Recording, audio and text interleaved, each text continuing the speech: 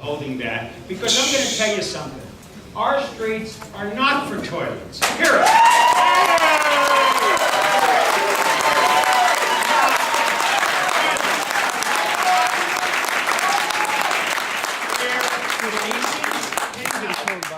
Is we need to have toilets open after sunset somewhere. Yeah! We have to be human beings. And as human beings, we need to go to the restroom.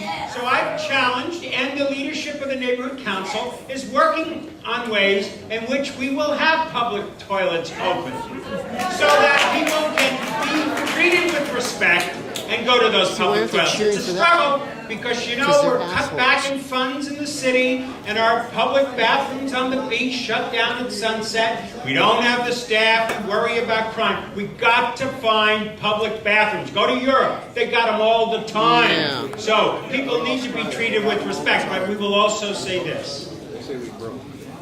When I got that notice from lovely KFI, I was out of the country, and I was accused of not following through. Well, we got to follow through now. Maybe I didn't follow through. So if I made a mistake, ask for forgiveness. But we have a solution. What we have done is the sanitation department has gone down to areas where there are cars and campers every day since then to check it out. Okay? And what we hope we can accomplish is this. If you have a car or a camper, especially a camper, the car doesn't cause that issue. It's the camper that causes that issue. And if you want to have that discharge done in your camper, you can go to Hyperion for free and have that discharge. Because you cannot discharge on the street. I'm sorry. You can go to a safe spot and have it done. And as for the boos and the hisses about putting in strong laws to get rid of cars and campers, we're going to give people who want to participate in a program an opportunity to sleep in their car and camper in dignified ways in special areas. There'll be rules and regulations, and there will be no negative impact as far as we can say. When we hire that social agency, wait a minute, don't worry, you won't have to worry. We will find places that people can accept and work with. This will happen. Would you please show some respect to the process in a democracy of speaking when you speak, listening with the rest. Okay, stop, calm down. I'm going to ask my sanitation guy to give a quick comment about how we deal with sanitation.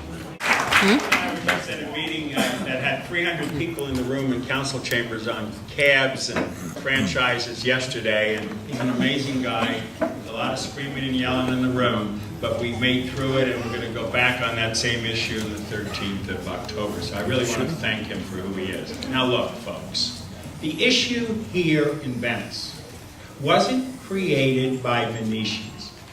I mean the issue of people in cars and campers who need a place to live, or the homeless on the streets. Yeah. This is a national issue, and I'm ashamed that our great nation has done very little about homelessness in my lifetime.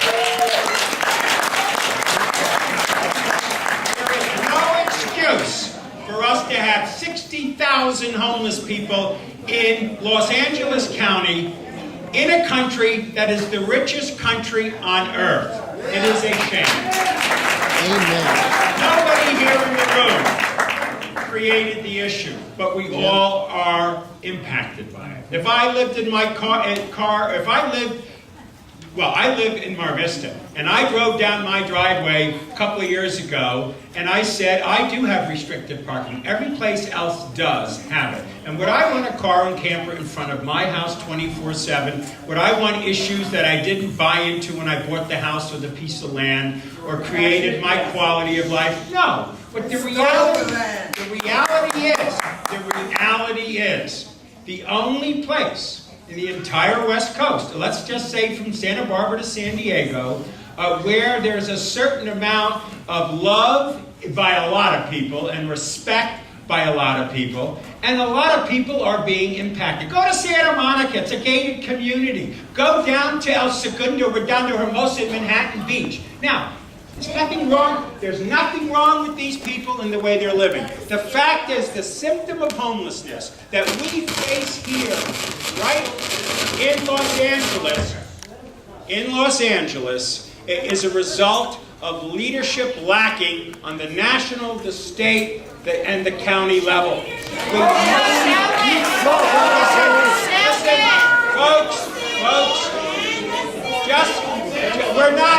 Just listen to this. I went to New York City. Please, show some respect. Show some civilized dignity for me and for everybody else. I went to New York. Listen, you go to New York, $3 billion was spent by New York to create permanent housing for people. $3 billion. What have we spent as a city or a state or a nation in California? Not much. So, we gotta listen, look, relax. Just relax for a minute. My goal is to become a model of what the county, the state, and the nation should do. We should put out our hand to help people. I don't want the camper in front of your home either, okay? But I do want social services and opportunities for people who want those opportunities. If we go and send our young people, calm down.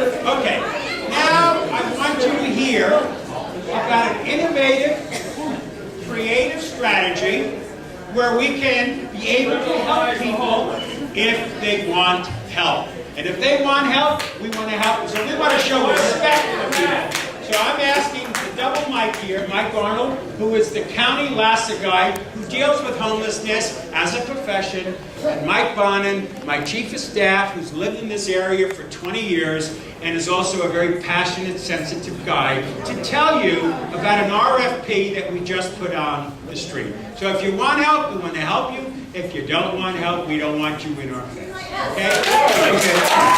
We in the government of Los Angeles are putting our foot forward on both the positive side and also in the reality of law enforcement when somebody violates the law. I don't want to see anybody abused by anybody else, period.